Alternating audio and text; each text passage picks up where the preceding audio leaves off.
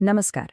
આપણે વાત કરી રહ્યા છીએ 2026ની મહાશિવરાત્રિ વિશે, જે 15 ફેબ્રુઆરીએ આવી રહી છે. પણ આ કોઈ સાધારણ મહાશિવરાત્રિ નથી. આ વર્ષે આકાશમાં કંઈક એવું બનવા જઈ રહ્યું છે જે આ દિવસને આધ્યાત્મિક વિકાસ માટેની એક જબરદસ્ત તક બનાવે છે. તો ચાલો સમજીએ કે આ બ્રહ્માંડીય સંયોગનું મહત્વ શું છે.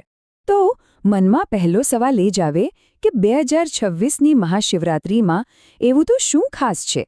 વાત એમ છે કે આ વખતે વાત માત્ર એક વાર્ષિક તહેવારની નથી, એનાથી કંઈક વિશેષ છે. આ વર્ષે ગ્રહોની એક એવી દુર્લભ ગોઠવણી થઈ રહી છે જે આ દિવસની ઊર્જાને અનેક ગણી વધારી દેશે. ચાલો આ અનોખા સંયોગને જરા ઊંડાણથી સમજીએ. ચાલો સૌથી પહેલાં એ જાણીએ કે આ રાત્રિમાં એવું તો શું છુપાયેલું છે.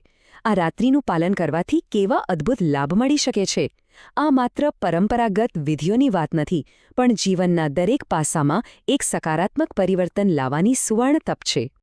જરા વિચારો, આ એક જ દિવસની સાધનાથી શું શું મળી શકે છે?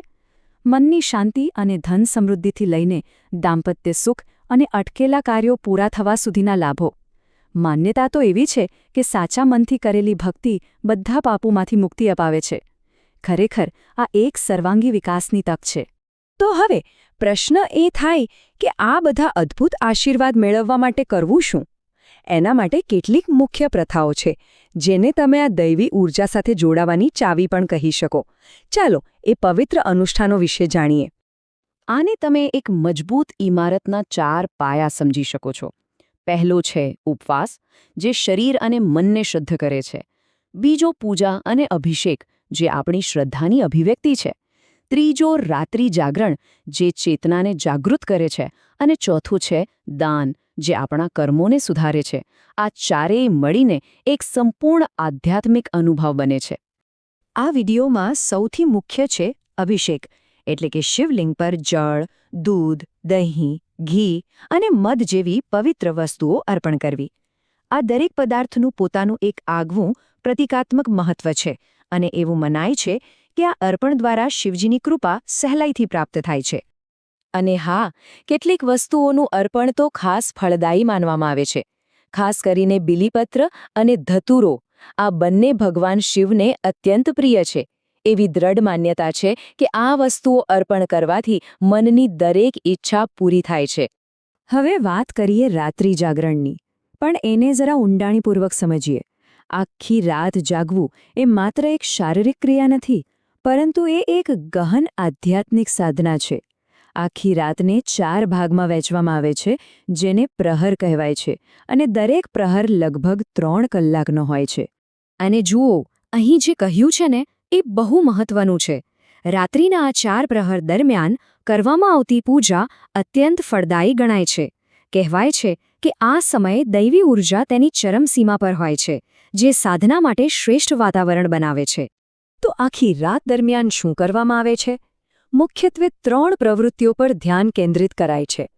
1. શક્તિશાળી મંત્ર ઓમ નમઃ શિવાયનો સતત જાપ. બીજું, શિવપુરાણ જેવા પવિત્ર ગ્રંથોનું પઠન. અને ત્રીજું, દરેક પ્રહરની શરૂઆતમાં શિવલિંગનો વિશેષ અભિષેક. આ બધી પ્રથાઓ પાપોમાંથી મુક્તિ અને અનંત આશીર્વાદ મેળવવાનો માર્ગ છે.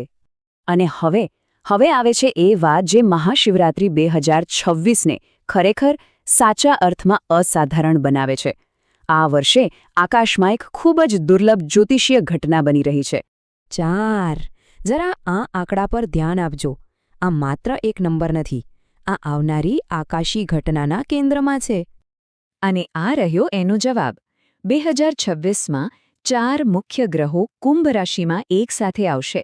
આ ઘટના ચોકડી તરીકે ઓળખાતો એક અત્યંત શક્તિશાળી યોગ બનાવે છે. આવો જ્યોતિષીય સંયોગ વર્ષોમાં એકવાર જ બને છે. આ ગ્રહોની ગોઠવણ છે ને, એ જાણે કે મહાશિવરાત્રિના સામાન્ય આશીર્વાદ પર બૂસ્ટર લગાવવા જેવું કામ કરે છે. તેનાથી સમૃદ્ધિ, સફળતા અને ખાસ કરીને આધ્યાત્મિક વિકાસ માટેની તકોમાં અનેક ગણો વધારો થાય છે. અને આ જ કારણ છે કે 2026ની મહાશિવરાત્રિ ચૂકવા જેવી નથી. તો આખી રાતની પૂજા અને સાધના તો થઈ ગઈ, પણ પછી શું? આ દિવ્ય ઊર્જાને આપણા રોજિંદા જીવનમાં કેવી રીતે સામેલ કરવી?